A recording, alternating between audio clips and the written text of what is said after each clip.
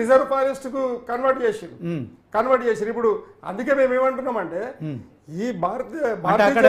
అక్కడ ఏం ఊర్లు లేవా అక్కడ నివాసం ఉన్నాయి తాండాలు ఉన్నాయండి తాండాలు ఉన్నాయి గ్రామాలు ఉన్నాయి దాంట్లో ఇప్పుడు ఈ రాడార్ స్టేషన్ కింద మొత్తం 20 గ్రామాలు ఉన్నాయి 20 గ్రామాలు అంతే 20 గ్రామాలు తీసేస్తారు అంతే అది పాసిబుల్ అవుతుందా అయితే మరి రిహాబిలిటేషన్ వాళ్ళు ఏమేం చేస్తారో తెలియదు ప్రభుత్వం ఏం చేస్తారు అయితే మేమేమంటున్నామంటే మరి వాళ్ళకి ఏమన్నా స్పెషల్ ప్యాకేజ్ అంటే స్పెషల్ ప్యాకేజ్ లేదు ఏందండి దాని మీద అసలు ఇంకా అవగాహన లేదు బయటికి ఏం చెప్పట్లేదు అది కదా బాధ మేము ఇట్లా చేస్తున్నామని ప్రజలందరినీ ఊరోళ్ళందరినీ పిలవాలి కదా 20 గ్రామాల ప్రజలను పిలిచి మండల ప్రజలందరినీ పిలిచి ఒక మీటింగ్ పెట్టి ఎమ్మెల్యే గారు వచ్చి చెప్పాలి కదా మంత్రి గారు వచ్చి చెప్పాలి కదా మాకు ఎట్లా తెలుస్తుంది కలెక్టర్ వచ్చి చెప్పాలి కదా మరి వీళ్ళందరూ నిద్రపోతా ఉన్నారు ఈ ఏదో ఇప్పుడు మాలాంటి వాళ్ళు తెలిసిన వాళ్ళు దీని మీద తెలిసిన వాళ్ళు ఏం చేస్తున్నారంటే రియాక్ట్ అయ్యి ప్రజల్ని ఏకీకృతం చేస్తావు ఎక్కడో జరిగేటట్టుందిరా బాబు ఇది ఏందో మనకు తెలవాలని చెప్పి మేము కూడా ప్రజాస్వామ్యబద్ధంగా మేమేమంటున్నామంటే పెడితే పెట్టారు మాకు అంటే ఇప్పుడు శంకుస్థాపన 15వ తారీఖు ఉందని మీరు అంటున్నారు ఇప్పటి వరకు అక్కడ ప్రజలకు ఇన్ఫర్మేషన్ లేదా లేదు వాళ్ళంతా పూర్తి స్థాయిలో అక్కడ గృహాలు నిర్మించుకొని అంటే నివాసాలు ఏర్పరచుకొని జీవిస్తున్నారు కదా ఎగ్జాక్ట్లీ ఊర్లు ఉన్నాయండి అంటే ఊర్లు ఉన్నాయి అడవిలో ఊర్లు ఉన్నాయి వాళ్ళకి ఇన్ఫర్మేషన్ లేదు కానీ చదివిన పిల్లలు సోషల్ మీడియా ద్వారా ఏదైతే రన్ అవుతుందో దాని ద్వారా సమాచారం వాళ్ళకి వెళ్తా ఉన్నది ఇప్పుడు రియాక్ట్ అవుతుంది 10 రోజుల నుండి 15 రోజులు అంటే అవన్నీ ఆ గ్రామాలన్నీ మామూలు ప్రపంచానికి దూరంగా ఉన్నాయా ఏంటి ఆడ పూర్తిగా కమ్యూనికేషన్ లేదా కమ్యూనికేషన్ వ్యవస్థ ఉందా టీవీలు పేపర్లు అన్ని గ్రామ పంచాయతీలు ఉన్నాయి అన్ని ఉన్నాయి అన్ని ఉన్నాయా అన్ని 20 గ్రామ పంచాయతీల పరిధి అది 20 గ్రామ పంచాయతీలు వస్తాయి ఇప్పుడు కేసీఆర్ వచ్చినాక తండాలన్నింటి గ్రామ పంచాయతీ చేస్తామన్నారు కదా అక్కడ జరిగింది అది చేశారు సో ఇప్పుడు ఏంది అని అంటే మేము భారతీయ జనతా పార్టీకి రిక్వెస్ట్ ఏం చేస్తున్నామంటే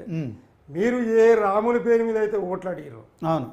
రామ మందిరము 22,700 ఎకరాల దేవాలయ భూమి ఉంది ఆ భూమిని ఫారెస్ట్ కన్వర్ట్ చేసి సెంట్రల్లో ఆలయం ఉంది అవునా ఆ ఆలయాన్ని కాపాడాల్సిన అవసరం ఉంది ఒకటి భూములను కూడా రిటర్న్ మనం రక్షించాల్సిన అవసరం ఉంది ఆ భూములలోనే ఈ మొక్కలన్నీ ఉన్నాయి మరి అన్నప్పుడు ఇది ఒక పవిత్రమైన ఆలయము ఇప్పుడు మీది ఏదైతే అయోధ్య ఆలయం రామ మందిరం ఇంత మరి ప్రధానమో ఇక్కడ మాకు కూడా రామాలయం ఇది కూడా ప్రధానమే కదా వివక్ష ఎట్లా మోదీ గారికి దీంట్లో వివక్ష ఎట్లా భారతీయ జనతా పార్టీ చేవెళ్ళ ఎంపీ గారు విశ్వేశ్వరరెడ్డి గారికి దీని మీద వివక్ష ఎట్లా అంటే వీళ్ళు పట్టించుకోవద్దా కనీసం మీరు ఆయన కలిసారా మరి ఎంపీ గారిని కలిసారా వీళ్ళు అందరు ప్రజలందరూ పోయిండ్రు మేము ఇంకా కలవలేదు ఆయన నోటీసులు ఉందా కనీసం ఆయన నోటీసులో ఉంది ఆయన ఏమంటుండే ఆయన ఉల్టా చెప్తుంది ఎందుకంటే మోదీ గారికి వ్యతిరేకంగా పోలేరు కదా భారత ప్రభుత్వం ఏమనంటే రక్షణ శాఖకు సంబంధించింది మనమేం మాట్లాడు రక్షణ శాఖ మనల్ని భక్షించనీకుందా రక్షించనీకుందా హైడ్రా అనేది రక్షించనీకుందా భక్షించనీకుందా ఒకవైపు ఏమో మోదీ గారేమో ఇట్లా చేస్తారు రామాలయం ఉందా దాన్ని కాపాడు అంటే రాముడు జాంతనే అంటాడు ఆడనేమో రాముడి గురించి మాట్లాడతాడు మళ్ళీ ఇక్కడ వచ్చి రేవంత్ రెడ్డి గారేమో హైడ్రా అంటాడు మూసినది సుందరీకరణ అంటాడు ఆ మూసినది జన్మస్థానాన్ని ఖతం చేస్తుడు అడవులు లేకపోతే మూసినదిలో నీళ్ళు వస్తాయండి మీరు గమనించండి ఇది మరి అన్నప్పుడు ఈ డబల్ గేమ్ ఏంది ఇద్దరిది మోదీ గారి డబల్ గేమ్ ఏంది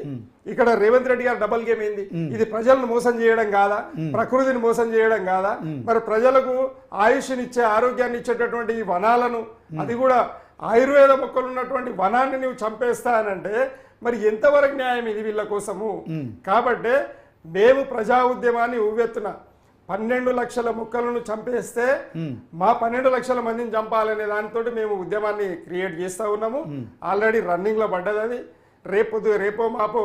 పొలిటికల్ చేసిన అన్ని పార్టీల నాయకులు వస్తారు ఎందుకనంటే ఆక్సిజన్ అందరికి కావాలి ఏం సార్ ఆక్సిజన్ అందరికి కావాలి ఆక్సిజన్ కావాలి అన్నోడు పక్క రావాలి కాబట్టి ఆ విధంగా మరి ఆయుర్వేద వనాన్ని కాపాడే క్రమంలోనే మేము ఈరోజు మరి సేవ్ దామగుండం సేవ్ అనంతగిరి మరి సేవ్ మూసి సేవ్ కాగ్నా మరి సేవ్ ఈసీ ఈ విధమైనటువంటి ట్యాగ్ లైన్స్ అన్ని పెట్టుకుంటూ ప్రజలకు అవేర్నెస్ కల్పిస్తూ దీని మీద అంటే రాడార్ వ్యవస్థ మీద అలాగే అడవుల మీద ఆక్సిజన్ మీద దాన్ని రాడార్ వ్యవస్థ వస్తే జరిగేటటువంటి నష్టాలేంది లాభాలేంది లాభము దేశ రక్షణ లాభమే బట్ నష్టము మరి అడవులు పోయిన తర్వాత ఆక్సిజన్ తర్వాత రాడార్ వ్యవస్థకు ఉన్నటువంటి ఏదైతే రేడియో ధార్మిక పదార్థం ఉందో అది దాదాపు దాని వేవ్ లెంత్ ఎంత డేంజర్ ఉంటుంది అని అంటే 10 లక్షల కిలోమీటర్లు నుండి అంటే వేవ్ లెంత్ ఆకాశంలో కానీ భూమిలోకి చొచ్చుకొని పోయేటటువంటిది 300 కిలోమీటర్ల లోతు వరకు అది వెళ్ళిపోతుంది అన్నప్పుడు అక్కడ ఉన్నటువంటి జీవరాశులకు దాని ఎఫెక్ట్ ఉంటుంది. అంటే ఎగ్జాంపుల్ మనకి ఈ మొబైల్ తోటే రేడియేషన్ తోటి చచ్చిపోతున్నాం, పాగలు మనుషులు పాగలైపోయారు అన్నప్పుడు ఇంత చిన్న దాంతో